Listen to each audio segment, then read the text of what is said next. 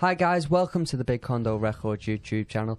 I'm Taylor J. Williams. This is the first ever episode of our brand new podcast Through the Speakers, and I'm joined by our first guest, Emily Callacher. Hello, how are we feeling, everyone? What's going on? So, what have we been up to?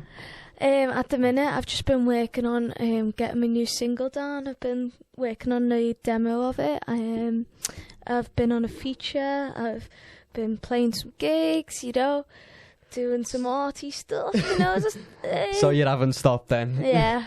When do we ever stop? So you've just said you're working on a new single. What are you allowed to tell us what the new single is? What? Well, it's a song I've been playing for a while, so people will know it from gigs, but they've never heard the recorded version, which is definitely going to be interesting, and I can't say much more at the minute. I'm going to keep it nice and sneaky to when it comes out, so... Well, I can't wait to hear the new one, but let's talk about your old ones. Alright. So, if you want to. We'll start off with Perspectives. Yeah. Give us the background on Perspectives for anyone who hasn't heard it. And that's fine. So Perspectives, the song is all about like different perspectives of life. When I wrote that song, I wrote it because a lot of times within life, it's always hard to emphasize empathy with like other people, and you always do the saying of like put yourself in someone else's shoes. So that song really comes from that, and trying to just put yourself in different perspective, and like your whole life can change by perspective of anything. Really interesting. But what made you write that song? What made you think you can have difference, like your life can change by just having a different perspective? Like, why did you come up with that song? What was the reason behind that? Was there a reason, or did you just start putting pen to paper? You know what, I have this thing, right, I call it the magical fairy or something. Like, sometimes he just visits me one day and I've got loads of creative juices, and when that happens, then I've just got to get everything done. I don't know where they come from. The thing is, I get really annoyed because I get dry spells of like not being able to write anything, and then I get random bursts of creative energy in the middle of the night, and I think Perspectives was just one of those days where I just woke up and I was like, right, I'm going to write a song about perspective, because we all just got to look through life through different lenses and learn to understand each other, Why not? Yeah. So another single you've got is Run. Yeah. I've heard it a couple of times, recorded and live. I love it, but tell everyone what it's about. And so my next single, Run, is basically about somebody chasing you in a nightmare. This is a recurring nightmare that you tend to have when you're like a kid or when you're older. The reason why I wrote that song is because I think it relates to a lot of people, and I've also had that sort of experience where you're having a dream that someone's chasing you in the dream. I'm also really into like sleep psychology and stuff, so it was cool to write a song about it, Cool. Yeah. Well, and your third and final single off Spotify is Fragments. Yeah. Give us a little bit of background on that one. So Fragment is more of a personal song to me, which can also relate to others who have experienced grief and loss. It's about when I lost my sister, and I was basically grieving at the time. And when I used to pick up different objects in the house that reminded me of her, I'd get like a snippet of the memory. So in my mind, it was like I could have fragments of like my sister, but I could never have her fully back. And I think that is one of the best ways that I could describe grief at the time, was seeing someone through fragments instead of seeing them as a whole person, So when you wrote that, when you wrote Fragments, and obviously you were going through grief and stuff like that, did that writing process help you sort of stay in a good mind about it? Or obviously you're going through grief, so you're not in the best mind, but how did that writing that song help you get through that time? I think I had to explain how I was feeling at the time, because it was hard, because grief for many people, they don't experience it younger in life. They tend to experience it later in life. So a lot of people couldn't really relate to me, and I found it hard, especially within school and stuff. Teachers didn't quite get what to say or what to do, and it's the first time that I saw adults as just children, basically just think the same and nobody has a clue what they're doing. And it's sort of, for me, it was the only way that I could express these emotions by writing it. Yeah, it's the only way I could get it out, but it helps. It did help somewhat, I suppose. So when we've just talked about 3 of your songs, the 3 releases that are currently on Spotify at the minute, they all sum up to over 60,000 views. Yeah. How does that make you feel, that you 60,000 people, or say your songs have been streamed over 60,000 times? Like, is that something that you think about, or like, is that, how does that make you feel? Makes me feel worried. So if you're listening to my songs, you got stuff going on. We all know. No, not always, but I'm glad that people are listening to the music, and hopefully it's inspiring them in some way.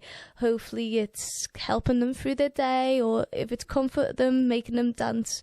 You know, music's all about making people feel things, so I hope that it can make you feel things.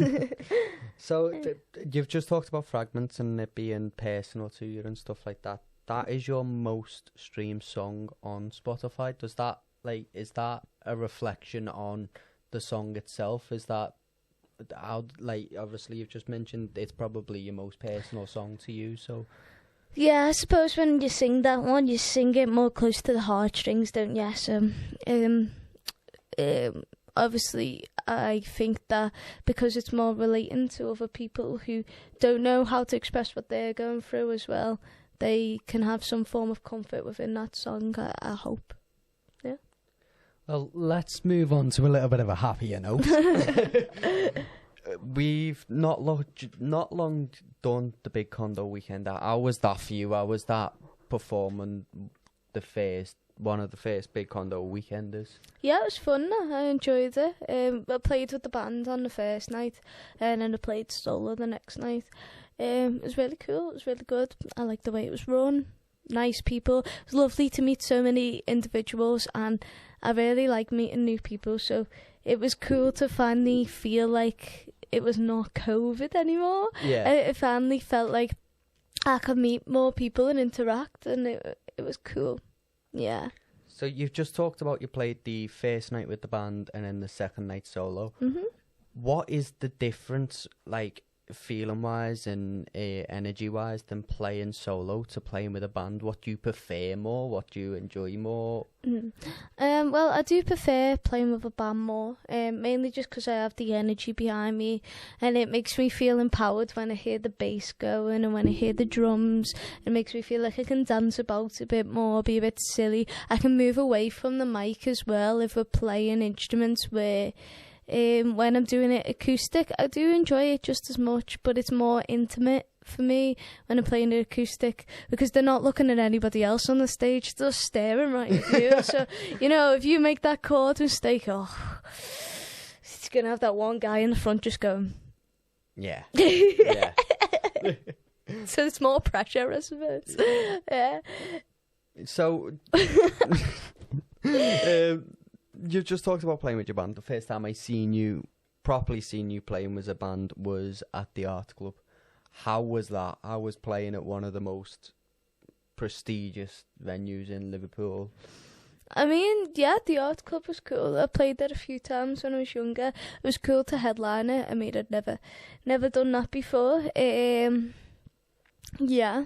The last time that I was there at the Arts Club with my old band, I played with Casey, and she also played on my headline with me as well. So that kind of felt like a nice moment, you know, between like, oh yeah, you're with me still, boogieing, and it was lovely hearing people sing the songs and people were raving about it. It was really good. Yeah, I enjoyed it. Yeah. So I want to move on to the label why did you sign to Big Condo Records? What was it about the record label for you? So the record label for me is just like a little family, how they get on and how they support each other through thick and thin, and it's just a good atmosphere to build yourself through that kind of thing. They're there to help you and, encourage you to carry on going.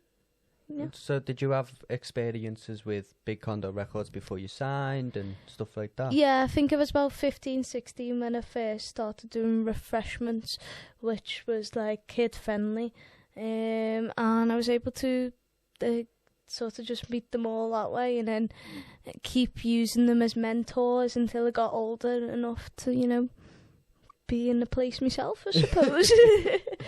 So, what is the best thing about being signed to Big Condo Records? The support from the people you get around you and the advice. What's the worst thing? Going through Roisy when you got a new song. You got to look at his voice, like his face, to see what's going on. But he's trying to keep a straight face, but we all know that he's going to give way if he likes the song or if he doesn't. So got to be patient. You can't always sort of tell on his face whether what he's thinking before he opens his mouth. Yeah, definitely, yeah. So what is your writing process for songs? My writing process for songs is crazy, as you can imagine. So sometimes I really like writing songs. When people say random sayings to me in the middle of the day, I'll just stop and go, "That's a song," and they'll look at me like I'm a bit crazy. Might be at a train station, my mate says a saying, I go, "That's a song," and I just pick up my phone and start writing. And she doesn't understand. I won't write the whole thing. I just write like a chorus or a verse or something, and then I go back to it and develop it. So I tend to do the writing first, I think. I also do a bit of like, when I was younger, I used to get inspired by poetry and write from poetry. I never really, I always do the lyrics before I do the instrumentation. I think instrumentation's really important within a song, but it's just lyrics are just the first thing that I go to. They're my baby, I want to make it good. Good lyrics means good song, kind of. So, you've just talked about your writing process. What's the recording process? Do you start with the lyrics first, or do you start with the music first? Or I always start with the music first when recording. So by the time it gets to recording, the song is fully developed in my head. It's organised out. I always try to do it, obviously, with the drums first, because you always need to be in time, and the bass goes after the drums, so it makes it nice and steady. You got a big backing line to then put on your guitar, and then your vocals, and then your harmonies, and then your other vocals, and then, saxophone if you feel like it, the tambourine, the guy that just walked in and made this funny noise. So what's one thing that people might not know or might not think about is involved in being an artist? Wow. You've lost me. No, I don't know. I mean, there's the big social media demand nowadays. As an artist, you also have to be... So nowadays it's changed where... when it was like the 70s, you could just be a musician, but now you've got to be a social media influencer. You've got to know your part about recording. You've got to also do your other stuff to keep yourself. You've got to know business. You've got to, you got to promote and be out there grinding every day. And back in the day, you used to have a team to do that, but now it's kind of like put on the artist more to do these things. Yeah. How hard is it to balance all of that and being an artist and going to uni? I mean, yeah, it can be quite hard, but as I'm studying songwriting and music within uni anyway, it does help me learn more about music in general, It's also great to meet new people that I probably wouldn't have met if I didn't go there. Yeah. So when you just talked about that, then obviously I've gone to uni in the place I live. what's it like moving away from your family, yet still being signed to the record label and still trying to keep your career from a different city? Yeah, I mean, it's hard, like, but I wanted to go to a different city to meet other people, to get, like, different experiences and stuff, because if you stay in one place your whole life, then you feel like the whole world sees in your view, do you know what I mean? And if you go to Manchester, you'll meet a lot of people with different views and more controversial views and stuff, which I haven't really experienced in Liverpool yet. And as a songwriter, I wanted to do this to basically give myself more inspiration, because I love writing about people and their lives. So it was a good thing to do, and it's not too far away. It's only an hour on the train, you know. I can come back. So I'm gonna give you four quick fire questions. All right. Try and answer them as quick as you can and as honest as you can. Okay. Favorite cover to play? What's up? You know, it's fun to sing. Woo! Favorite original to play? Barcelona. If you could support one act at a gig in the world, who would you support? I'd like to stay local. I'd like to support She Drew the Gun. So if you're watching, get me on a show. You know. You could play one arena, stadium. What would you play? Mexico Stadium. Why? I seen the Rolling Stones play there. I also seen My Chemical Romance play there, and they all had the big fashion walk there, but they have like a circle in the middle where they have the drum kit like come out of the ground in the middle of the stadium, and it just looks really cool. Like, yeah, I want to be there. Best gig you've played? Best gig I've played? I don't know. I've had lots of good gigs. It's a tough one, that.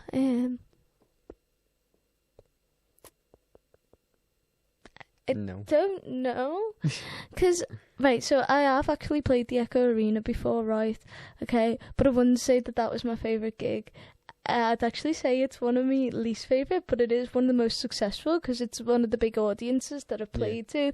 But at the time, it was like a dance competition, and like me in the middle of like a dance competition doing a set, and I don't really fit dance mums vibes. So that was an interesting show. One of my favourite shows will probably be like the Arts Club, or like a little festival that I'd done called Bickerfest, because it was quite intimate and there was loads of people dancing. It was just a good vibe. Everyone was on a good mood, you know. Good. If you could give a new aspiring artist one piece of advice, what would you give them? So when you know who you are, when you find out who you are, or at least what you stand for as a person, you can sort of work your way into like inspiring other people who have similar thoughts to you within music, within life, you know. So just find other people that relate to you, write songs for them, write songs for yourself, but write songs for them, and like grow together, do you know what I mean? That's a better way to find a fan base, I think. Yeah.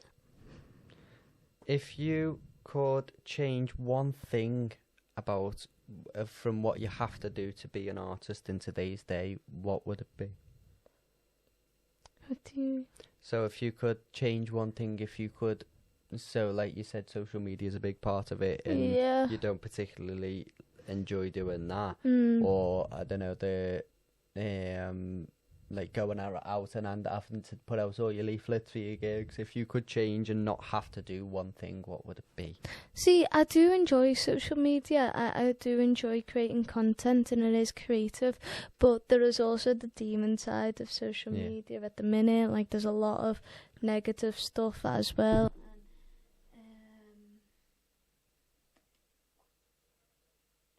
I don't know what I'd change, you know. I don't know what to change. I can't imagine it because I don't want to change it. I'll just keep working, you know. I like working. I know I've done... I'd probably change... You know what I'd change? Spotify.